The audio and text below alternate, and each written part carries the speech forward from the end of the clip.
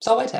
They just released the 2024 National Latin exams today, so I figured that while it's nice and fresh, I would run through the questions with you guys real quick, all the culture questions, and see what we think of them together. This is a blind react. I have not seen these questions yet. I haven't looked at the tests at all. So let's go to the exams here on the website, previous exams, and we'll start with the intro.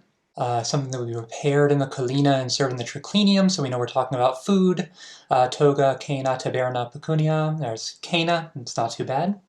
Where is Greece? Ubi est Graecia. So yep, right down here, number 3. Location on the map that does not border Mare Nostrum, RC, that's the Mediterranean, right in here. So that would be up here in Britain, number 1. Let's see, the Roman god pictured to the right. He's got the bident and the three-headed dog and ruled the underworld. So that's Pluto.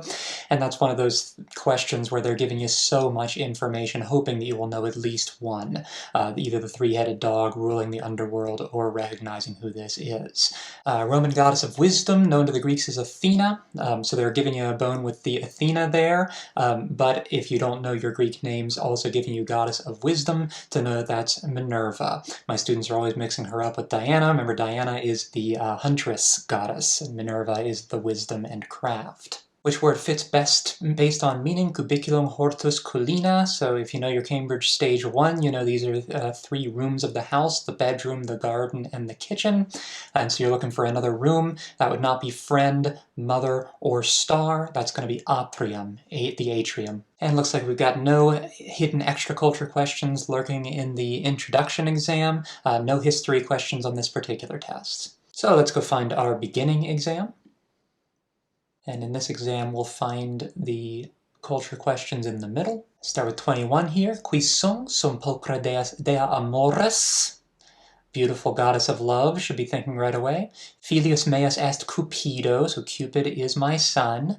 Alias Filius est Aeneas, dux Troianorum, so Aeneas, leader of the Trojans. We are talking about Venus or Aphrodite here. Identify the province which is a focus of Julius Caesar's military campaign in his work De Bello Gallico. We're talking about the Gallic War here. Capital Lutetia will host this year's Summer 2024 Olympics, so a little bonus there for if you happen to know either that Lutetia is Paris or that this year's 2024 Summer Olympics are in Paris or in France. We are talking about Gaul or France, which is number 3 on the map. Fearsome Greek warrior killed by Paris' arrow in his heel despite being made nearly invulnerable as a child by his mother. That's Achilles. Hopefully everyone knows the heel thing, if nothing else. Ubi sunt adolescentes ex aperterio discedunt et in aqua tepidarii sedent. So we have young people who have left out of the changing room and are sitting in the water of the tepidarium, the warm room. So we are talking about the baths here, in ternis. Tabernis is shops. Curia is the Senate House, and Circo Maximo is the big racetrack. Which room of the Roman Domus was considered the personal office of the paterfamilias? Paterfamilias works in the tablinum, or study, not in the colonnaded part of the garden, the kitchen, or the dining room. Best known for leaving his farm, accepting the position of dictator. I hope you're right here with me. We love this man. And then after the crisis was resolved, promptly giving back his power to the Roman government and retiring to his farm. That is our friend Cincinnatus, who goes back to his plow. Not Horatius Cocles, which is bridge guy who defended the Sublician bridge against the forces of Lars Porsena. Hannibal, the famous general who challenged Rome from Carthage, or Mucius Scaevola, who burned off his right hand. And the Roman monument with the iconic concrete dome dedicated as a temple to all the gods. So maybe you recognize this. It's my favorite place I've been in Rome. Or maybe you know that the phrase all the gods refers to the name of this temple, which is Pantheon. Pan all and Theon God. That, I think, would be considered a pretty challenging question for most of the level 1s who take this exam. The other ones, I think, are pretty dang doable. Alright, let's go on over to intermediate. Back in the middle for that one. Okay, ova et delphini factiones aurigae.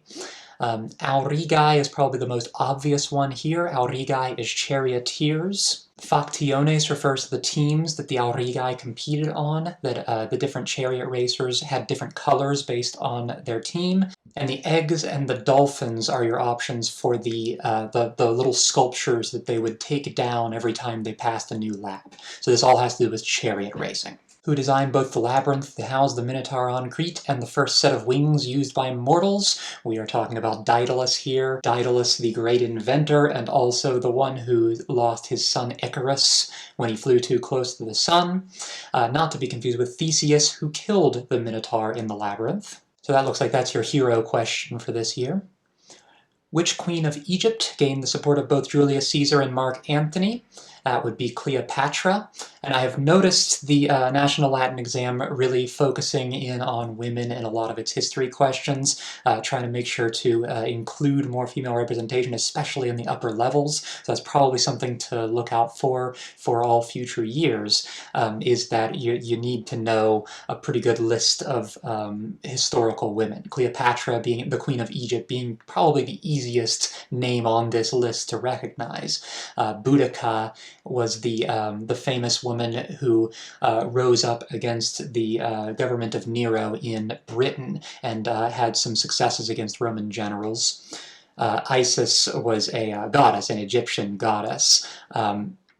Not a real mortal woman, and Livia was the wife of Augustus and one of his closest advisors. Alright, here's our underworld question. By what river in the underworld did the Olympian gods swear an unbreakable oath?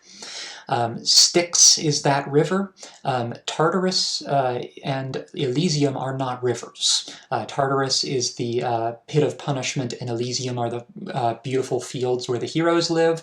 Lethe or Lethe is the river of forgetfulness, not the one that they swear on. Latin phrases most applicable to ancient Roman and Greek statues. Renaissance paintings and Egyptian glassware housed in museums around the world. Housed in museums, meaning that it's still around after a long time. So ars longa vita brevis. Art is long, life is short. Not a sound mind in a sound body, not you have responded well, and certainly not thus always to tyrants. For what activity would Roman children use a tabula, cera, and stylus? So we are talking about education here. Tablet, wax, and stylus. So dormire, scribere, cinare, so scribere, to write, not to sleep, dine, or walk. River separated Germania from Gallia. Nilus is in Africa, in Egypt. Tiberias is down in Italy. Rubico separates Gaul from Italy, which you should know because that's what Caesar crossed to make civil war. And so Rhenus, the Rhine River, is our only option. These rivers don't come naturally to me. I'm not a natural geographer, but even if you can't remember that the Rhine is between France and Germany, which is not uncommon knowledge, though certainly not common sense, you can at least eliminate those other rivers. Name of the gladiator who led a rebellion against his Roman enslavers, ended by the forces of the general Crassus. Oh, they're giving Crassus credit. It was like the Roman Senate kind of didn't when Pompey took credit from him. Now this would be Spartacus. Sulla was Roman, so that would not make sense. Hannibal and Pyrrhus were both foreign enemies. This was, of course, the Carthaginian general and the Greek general who had the Pyrrhic victories. Spartacus was our famous gladiator who rose up in revolt. That, I think, is a fairly commonly known question. And they do like to throw a color question in this level. Color of stop signs and ripe strawberries. We're talking about red, so rubere, like erubescet means blush, and like the rubric your teacher marks up to tell you what you got wrong. Not albus white, caeruleus blue, or weirdedus green. Let's go on to intermediate reading comprehension. And this one's always a challenge because the questions are sprinkled throughout rather than grouped together. Roman term for the first of the three names.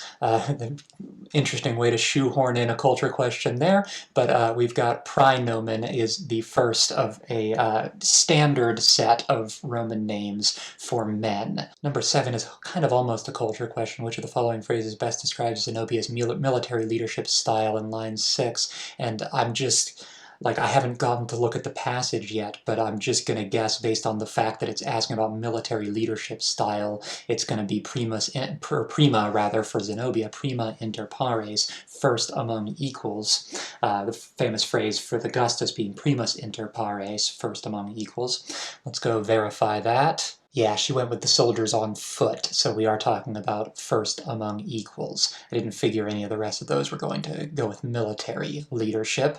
Deo volente is with God willing, fiat lux is let there be light, and then cadant arma toga, let arms give way to the toga, not really a military phrase, more of a civil phrase. Number 12 here, Zenobia waged war throughout the Middle East. Which of these areas was known for an earlier learned queen for its wheat production and for creating the Phaeum portraits, such as the one pictured to the right?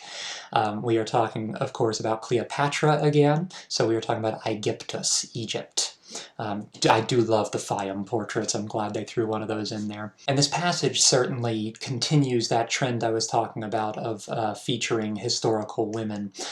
Zenobia is a pretty late figure. She's late in the empire under the Emperor Aurelian, the Restitutor Orbis. So I would assume that the National Latin Exam Board would consider her a little bit too off the beaten track to ask questions about in the middle of the test, like context-free questions, but a great candidate for a passage where you can learn about her from the passage itself. All right, let's take a look at this second passage with Diana. Alright, so right off the bat here with 19, Diana, the goddess of the hunt, and her twin brother Apollo were associated with what celestial objects? Diana is the moon, and Apollo is the sun, so we got B for that one. Formiae was a Roman town on the western coast of Italy. Western coast means it overlooked which of the seas?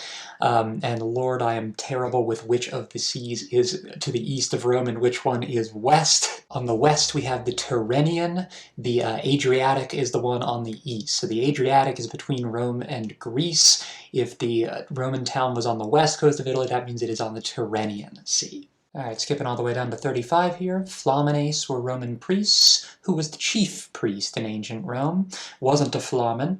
The chief priest would have been the Pontifex Maximus. That would be the role that emperors eventually assumed, though it was a separate office in the Republic, and not directly connected to the political process, though very much connected to the political process, as everything about Roman religion was. Haruspex and augur are both a type of priest. They're a type of soothsayer, but is not a extremely specific office. And there were 6 Vestal virgins. There was a chief Vestal virgin, but she was not head of the Roman religion. The Pontifex Maximus was. All right, that'll do it for intermediate reading comp. Let's go over to advanced prose. Starting at 20 here, what punishment did the Danaids suffer in Tartarus? They had to carry water in leaky jars, and that is an underworld punishment that was not in my videos. Oh, I hate to see it. So that I would consider that a lightly tricky question, but also just an example of me not thinking of absolutely everything to put into my videos. Rats. The Danaids are the daughters of Danaus, who there's 50 of them, and 49 of them murdered their husbands. Number 21, which emperor is not one of the 5 good emperors? The 5 are Nerva, Trajan, Hadrian, Antoninus Pius, and Marcus Aurelius. So the only one not on that list is Claudius. He is part of the Julio-Claudian dynasty, a couple generations before the 5 good emperors. Toga Picta here in 23, and a lengthy procession through the city culminating in a sacrifice of 2 white bulls at the Temple of Jupiter on the Capitoline Hill. That is a triumph, a military triumph. The Toga Picta was the purple-dyed toga with the gold embroidery. So this is the highest honor a general can receive. What did Hercules defeat in the swamps of Lerna with the help of his nephew and a torch? So hopefully they're giving you some good clues here. The nephew who helped him and the torch he used to burn the necks so that no heads could grow back. We are talking about the Lernian Hydra, which is B, a many-headed water monster. So if you knew the phrase Lernian Hydra, or if you know the story well enough to know that he had to get help from his nephew, or that he had to use a torch to burn the necks, hopefully you could get that question right. Roman legionary soldiers wear to protect their heads, so this is a military vocabulary question. Caligae, those are the military boots. Galeae are helmets, so that's the answer. Loricae is armor, and sagatae is arrows, like what you shoot out of bows and arrows. This Latin expression, non nobis solo nati sumus, we are not born for ourselves alone, so that expresses the importance of community. So the opposite of independence, so I guess that the closest there would be service to others. And then Livy, Tacitus, and Sallust, these are historians, so B, history. Livy's the Ab Urbe Condita, Tacitus is a bunch of various stuff, especially the Annales and the Agricola, and then Sallust is his histories of the Jugurthine War and the Catiline conspiracy. Right, that'll do it for the advanced prose. Let's go over to the advanced poetry. 18 here. Romeo and Juliet, centering around two young lovers, similar to a story from the Metamorphoses by Ovid. And we are talking about Pyramus and Thisbe there, which I mentioned in my mythology video. University town in the state of New York shares its name with the home of Odysseus. Odysseus was from Ithaca. So right here, that is a city in New York. Freshwater trout Salmo irideus, the rainbow salmon, takes its name from Iris, goddess of the rainbow. You might recognize the derivative iridescent as well. Catullus sent a letter to Hortalus on the Ides of April. Unlike the Ides of March, the Ides of April on what day? So the Ides, the two possibilities for them are the 13th and the 15th. It clues you in that they are not the same as the Ides of March, meaning that they're not the 15th, but they also didn't give you that as an answer choice, so they have to be the 13th. The first are the calends, the fifth are one of your options for the nones, the others being the 7th, and the 30th is not a named day at all. Roman emperor relied heavily on his friends Maecenas and Agrippa during his long reign. Long is a clue there. He was the, if I'm not mistaken, the longest reigning emperor of the entire empire, and he's the first one. This is Augustus. Remember, Maecenas is his cultural advisor who sponsored poets like Virgil and Horace to make sure that Augustus would be remembered well by history, and Agrippa was his military advisor, his school friend who won all his battles for him. Greek female poet, the inspiration for Catullus, including his use of the synonym lesbia. Lesbia refers to Lesbos, which is where the poet Sappho was from, and why we now call lesbians lesbians, because she wrote love poetry for women. Roman emperor was rumored to have started the Great Fire of Rome in 64 CE to make room for his golden house in the center of the city. I warned you in my video that we often ask about the Great Fire of 64 CE. That is Nero. He blamed the Christians for it, but he built his pleasure palace on top of the ruins anyway. National Latin exam founded by 5 women in 1977. Which phrase would be for this achievement? We are talking about Dux Femina Facti. A woman was the leader of the deed. Not in medias res, into the middle of things, or suum cuique, to each his own, or manus manum lavat, the hand washes the hand. Kind of an I scratch your back, you scratch mine sort of a thing. Virgin goddess, closely connected with fire on a hearth, and inspired special worship by the Romans, centered around eternal flame. We were talking about Vesta and the Vestal Virgins. Ancient Strait of the Hellespont is located in the modern country of Turkey, which contained what Roman province? Aegyptus is Egypt, we know it's not that one. Libya is in Africa. Macedonia is up a little bit north of Greece, where Alexander the Great was from. Bithynia is in modern-day Turkey. Bithynia at Pontus is what you'll usually refer to that province as. Alright, that'll do it for the poetry. Just one test left. We've got the Advanced Latin Reading Comprehension exam here, and this is another one with the culture questions sprinkled throughout, so they won't be as easy to find. Alright, number 10 here, based on your knowledge of Roman history, the Pons Sublicius, referred to in line 6, is also famous for its association with what Roman hero? We were talking about Horatius Cocles, who defended it before the forces of Lars Porsena could get over it. That looks like the only culture question on that test. It's not a passage question. Alright, so that'll bring our review of these questions to an end. Seemed like a pretty doable year of culture questions to me. Let me know in the comments how the test went for you, if you wish you'd have studied anything differently and how. Yeah, hopefully I'll see you next year for some more National Latin Exam fun. Well,